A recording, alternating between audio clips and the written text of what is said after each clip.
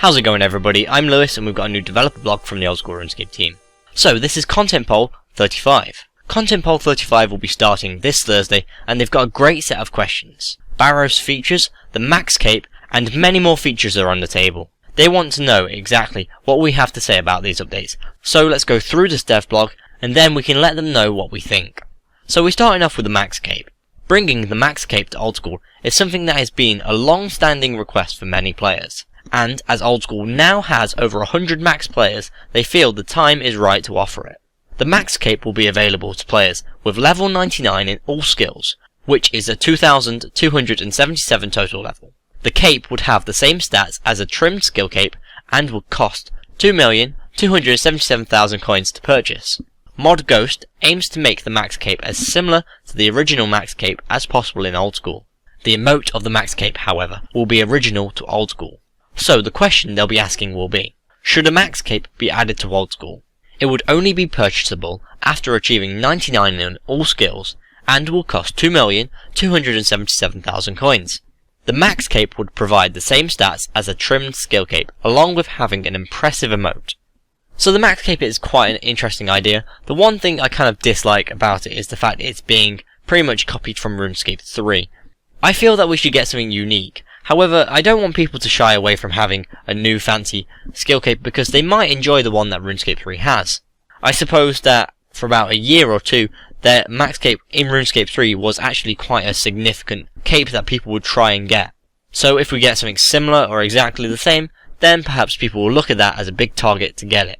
Next, moving on, convert Zora items into scales. Since the release of Zora, the price of the boss's signature drops have been slowly declining, while the price of Zora's scales have been steadily increasing. This has caused some concern in the community and has been requested that they add an option to convert the signature drops of Zora into the consumable scales to create an item sync.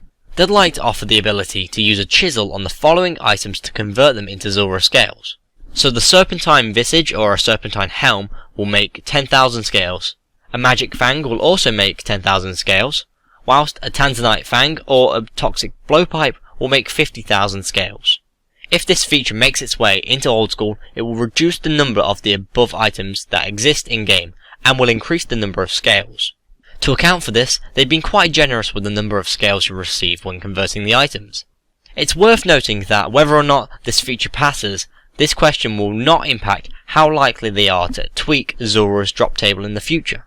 So the question will be, should it be possible to convert Zora's signature drops into Zora's scales using a chisel on the items? The Serpentine Visage, Serpentine Helmet and Magic Fang will convert to 10,000 scales, and the Tanzanite Fang and Toxic Blowpipe convert to 50,000 scales. Now I think this is kind of a nice update. Some of these items don't really sell that well, and you'll be able to convert them into scales and sell them really easily. However, I'm slightly worried about the scale market and how that's going to be affected. Hopefully the fact that the scales are consumable will help with the economy. However, I'm still a little unsure. In fact, I'm questioning whether or not that's going to pass. I think I'll probably vote yes on that, but I'm just unsure what the rest of the community will vote. Next, Barrows features. So first of all, there's the Barrows loot interface. Old School players who frequent Barrows will know that it is sometimes tricky to work out exactly what you've received. To solve this problem, they'd like to make the loot from Barrows appear in an interface similar to that of Clue Scroll rewards. Rather than going straight into your inventory, the loot will first appear in a pop-up interface that will show you exactly what came out of the chest. This will make it much easier to see exactly how many runes and bolt racks you received. So they'll be asking the question, when looting the Barrows chest, should the loot appear in an interface similar to that of a Clue Scroll reward? Next, the Barrows loot broadcast. They'd also like to offer loot broadcasts when you receive pieces of Barrows equipment and elite Clue Scrolls from the chest. This would let players near the chest know when someone receives an item of value. So the question will be, should receiving a piece of Barrows equipment or an elite Clue Scroll from the Barrows chests trigger a loot broadcast? And finally, the Barrows Brothers progress. Being able to see which Barrows brothers you've killed so far is a small but useful quality of life update that they would like to offer. At any point in a Barrows run, you will be able to see which brothers you have slain so far to help you choose your path for the remainder of the trip. So they'll be asking the question, should an interface be added to Barrows that allows you to see which brothers you have killed so far? Now these Barrows changes sound kind of useful. I'm a little unsure how useful a loot broadcast is, but people tend to like them, so I don't have any real objection to that. And I think, in all honesty, I'll probably be voting yes on those. Next, the Fishing Trawler outfit. Fishing Trawler is an activity that doesn't see a huge amount of action in Old School. In an effort to bring a few more players to the minigame, they'd like to give it a new reward, similar to the Prospector and Lumbridge kit, but for fishing.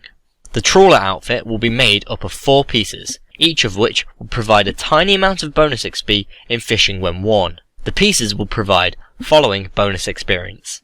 The hat will give you 0.4% bonus, the top will give you a 0.8% bonus, the legs will give you a 0.6% bonus, and the trawler boots will give you a 0.2% bonus.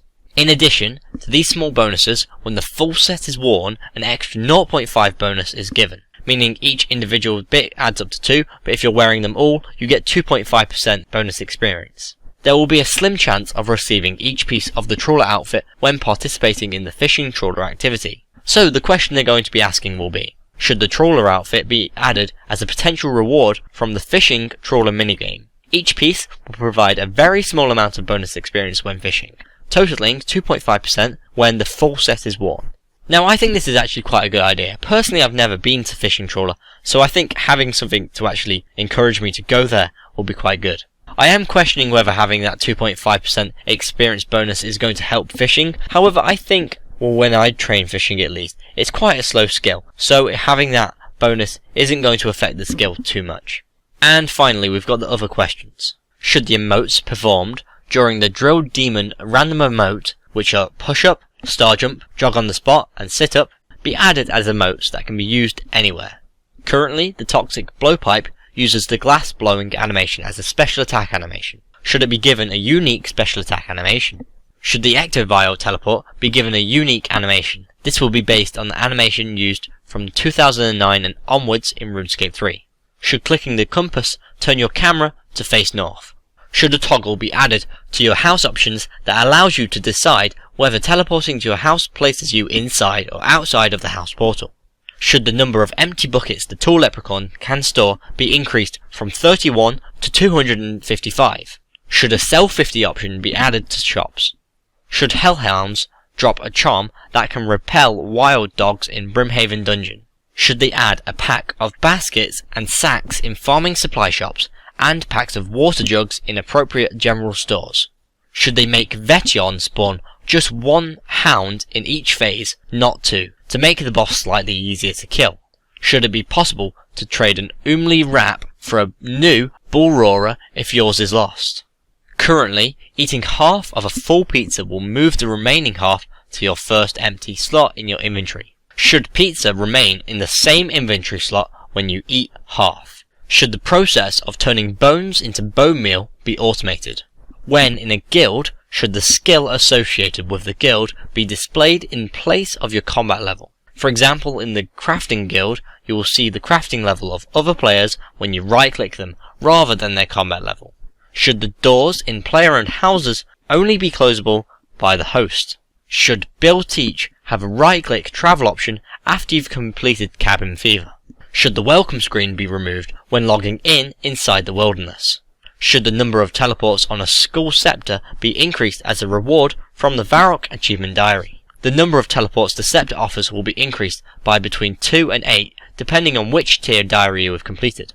Should Ziliana drop an item that permanently removes the darkness in the Zamorakian area of God Wars when consumed? Should a shortcut into the Karazi jungle be added?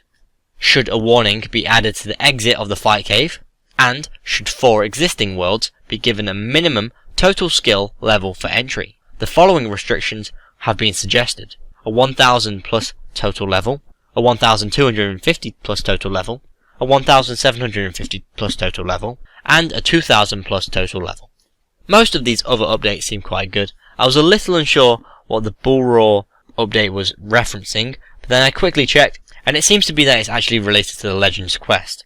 Having bones to bone meal being automated is actually quite a nice update. However, I hope that they make it quite a bit slower than manually doing it. I'm questioning why you'd want to show, for example, crafting in the crafting guild as a right click option. because we're also used to having combat as the right click option. Also, if you're running past a guild and you right click them, will you see their crafting level? Do you have to be inside? And if you're inside and you right click the people going outside, would you see their crafting level or their combat level?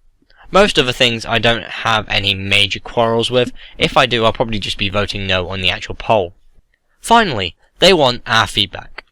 As always, they want to hear what we have to say about the questions offered on Content Poll 35. Let them know on the forums, and they will address any feedback before the poll goes live on Thursday. What do you think about this devblog? Do you like it? Do you not like it? Let me know in the comments below. Personally, there's nothing there I think that's terrible. I'm definitely voting no on that, and I hope that it gets a really low percentage. There are a few things which I think I'll probably vote no to, but if it does pass, I won't be too bothered.